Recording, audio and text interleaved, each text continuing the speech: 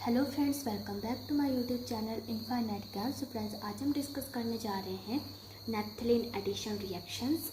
One ring of naphthalene undergoes addition reaction more rapidly than benzene. एक जो ring होता है नैप्थलीन का, वो एडिशन रिएक्शन में जाता है बहुत फास्ट देन बेंजीन। बेंजीन में एडिशन रिएक्शंस नहीं होती हैं क्योंकि बेंजीन जो है एक एरोमेटिक कंपाउंड है, एरोमेटिक है ये। अगर हम इसमें एडिशन कर देंगे तो ये अपनी एरोमेटिसिटी को लूज़ कर देगा, इसलिए इसमें एडिशन रिएक्शन नहीं होती है, लेकिन नैप्थलीन में हो जाती है। ओके, क्यों होती है वो हम अभी देखेंगे, but further addition requires drastic condition. लेकिन ये जो रिएक्शन है एडिशन रिएक्शन, इसकी कुछ ड्रास्टिक कंडीशंस होती हैं जिन्हें ये रिक्वायर करती है। मतलब कि यहाँ पे जो एक रिंग है नैप्थलीन का वो ही जा सकता है एडिशन रिएक्शन में, दूसरा नहीं जाएगा। अदरवाइज दोनों ही रिंग अपनी एरोमेटिसिटी को लूज कर देंगे। तो यहाँ पे एक रिंग की एरोमेटिसिटी बनी रहती है और दूसरा जो है वो एडिशन को शो करता है। इस वजह से नैप्थलीन में एडिशन रिएक्शंस हो जाती हैं। हम दूसरा रेजोनेंस स्टेबलाइजेशन के तरीके से समझेंगे। This can be explained in terms of resonance energies of naphthalene and benzene, कि इन दोनों की जो रेजोनेंस एनर्जीज हैं वो क्या है। The total resonance stabilization of the two rings of naphthalene is 255 kilojoule per mole. ये इम्पॉर्टेंट है कि जो दो रिंग हैं हमारे नैप्थलीन के, दोनों क्या है, बेंजीन रिंग है, उन दोनों की जो टोटल रेजोनेंस स्टेबलाइजेशन है वो 255 किलोजूल पर मोल है।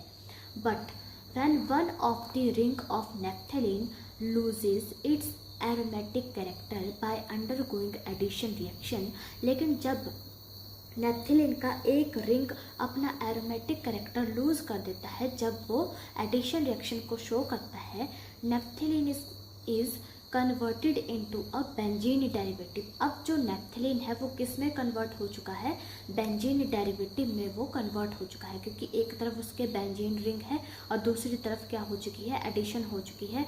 तो दूसरा बेंजीन रिंग ने अपनी क्या करती है, एरोमेटिसिटी को उसने लूज कर दिया है। In which the resonance stabilization of benzene ring is 151 kilojoule per mole. तो अगर दूसरे शब्दों में कहा जाए तो जो हमारा अनरिएक्टेड एरोमेटिक रिंग है, जो कि प्रोडक्ट में फॉर्म हुआ है by addition to one of the ring of naphthalene से, वो ज़्यादा रेजोनेंस स्टेबलाइज्ड होगा than either ring of naphthalene itself. मतलब कि नैप्थलीन के एक रिंग के मुकाबले वो एक एरोमेटिक रिंग ज़्यादा रेजोनेंस स्टेबलाइज्ड होगा, क्योंकि अभी हमने नैप्थलीन के दोनों रिंग की टोटल रेजोनेंस स्टेबलाइजेशन को देखा है, जो कि 255 किलोजूल पर मोल है, बल्कि बेंजीन की 151 किलोजूल पर मोल है। तो सबसे पहले हम इसमें रिडक्शन करेंगे। तो हमारा नैप्थलीन है, तो इसको हम 3 टाइप्स में करते हैं। तो यहाँ पे एक तरह से हम हाइड्रोजनेशन करवाएंगे, ठीक है। हाइड्रोजन को हम यहाँ पे अटैच करवा रहे हैं इन the presence of ethanol, sodium. 351 kelvin हमारा टेम्परेचर रहेगा। हमारे पास क्या फॉर्म हो जाएगा, 1,4 डाई हाइड्रोनैप्थलीन। 2 हाइड्रोजन को हमने यहाँ पे अटैच करवाया है। तो यहाँ पे एक हाइड्रोजन यहाँ पे लगा है फर्स्ट पोजीशन पर और दूसरा लगा है फोर्थ पोजीशन पर। तो ये क्या हो गया, 1,4 डाई हाइड्रोनैप्थलीन हमारे पास ये हो गया। इसको हम डायालिन भी बोल सकते हैं। अब एक बात आपको यहाँ पे ध्यान रखनी है कि जो हमारा नैप्थलीन होता है, जैसे कि ये है, तो इसका जो फॉर्मूला है, ठीक है, C10H8 है, ठीक है, C10H8 है इसका फॉर्मूला। तो H8 है। अब यहाँ पे हमारे 2 हाइड्रोजन को हमने अलग से ऐड करवाया है। यहाँ पे क्या हो गया, अब 2 हाइड्रोजन को ऐड करवाने के बाद C10H10, ओके। तो इस तरह से हो गया हमारा। तो इसको हम क्या बोल सकते हैं, डायालिन भी बोल सकते हैं। हाइड्रोजन यहाँ पे पहले से ही प्रेजेंट है, यहाँ पे भी, यहाँ पे भी, यहाँ पे भी। तो 2 हमने और यहाँ पे करवा दिए हैं ऐड, तो C10H10। तो टोटल हाइड्रोजन यहाँ पे भी अब कितनी हो गई हैं, 10 हो चुकी हैं। अब जो दूसरा है उसमें हम 4 हाइड्रोजन को ऐड करवाएंगे। तो 4 हाइड्रोजन को हम in the presence of isopentanol sodium 405 kelvin temperature पर करवाएंगे। तो यहाँ पे 1 2 3 4 टेट्रा हाइड्रोनैप्थलीन हमारे पास बन करके आ जाएगा। ये क्या है, 1 2 3 4 टेट्राहाइड्रोनैप्थलीन, और एक एक हाइड्रोजन यहाँ पे पहले से भी है, 4 हमने और अटैच करवा दी हैं, तो ये क्या है, टेट्रालिन है। इसको हम टेट्रालिन बोलेंगे। इसको डायालिन बोला, इसमें 2 को करवाया अटैच, इसमें 4 को करवाया, इसको बोलेंगे टेट्रालिन। और यहाँ पे अब हम क्या करेंगे, रिड्यूसिंग एजेंट पर हमारी डिपेंड करता है कि वो कितना ज़्यादा हाईली रिड्यूसिंग है, कितने रिंग को वो रिड्यूस करने की उसमें पावर है।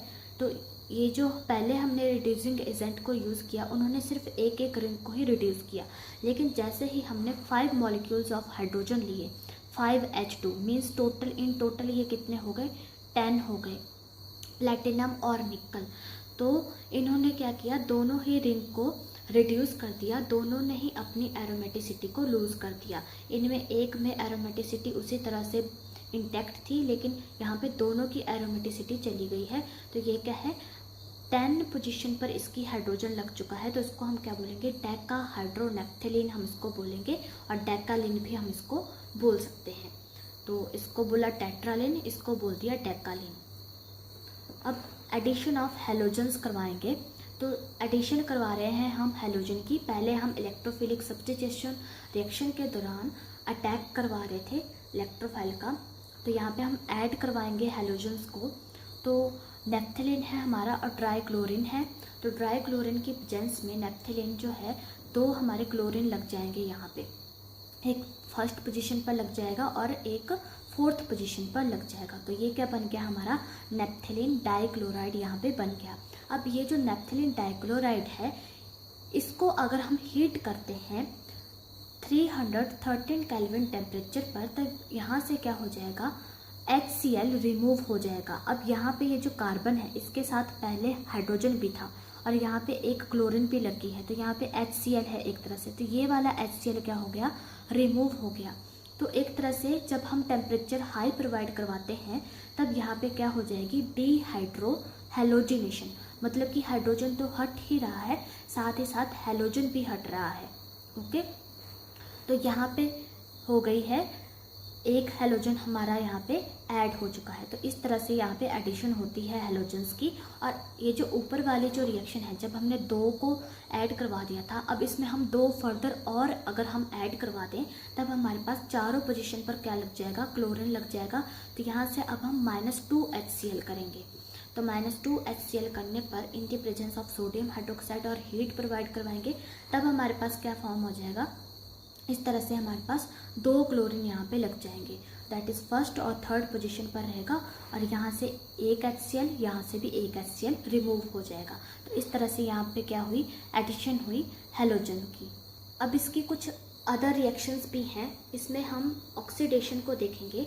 तो ऑक्सीडेशन है, on oxidation with air in the presence of vanadium pentoxide. तो जब हम ऑक्सीडेशन करते हैं, इन द प्रेजेंस ऑफ एयर होगी, ओके, विद एयर होगी, इन the presence of vanadium pentoxide. जब हम टेम्परेचर कितना रखेंगे, 735 to 755 केल्विन रखेंगे, तब हमारे पास थैलिक एनहाइड्राइड फॉर्म होता है। लेकिन इसी रिएक्शन को हम in the presence of concentrated sulphuric acid भी करवा सकते हैं। हम चाहे तो mercuric sulphate at 475 kelvin temperature पर अगर हम ये रिएक्शन करवाते हैं, तब भी हमारे पास क्या फॉर्म होगा, थैलिक एनहाइड्राइड फॉर्म होगा। तो ऑक्सीडेशन के 3 तरीके हैं हमारे पास, ठीक है। तो यहाँ पे हमने सबसे पहले 2 मॉलिक्यूल ऑफ नेप्थलीन लिए हैं, हमारे पास 9 मॉलिक्यूल ऑफ ऑक्सीजन है, तो यहाँ पे 2 लगा है, तो उधर टोटल हमारे 18 मॉलिक्यूल्स हो गए ऑक्सीजन के। तो वेनेडियम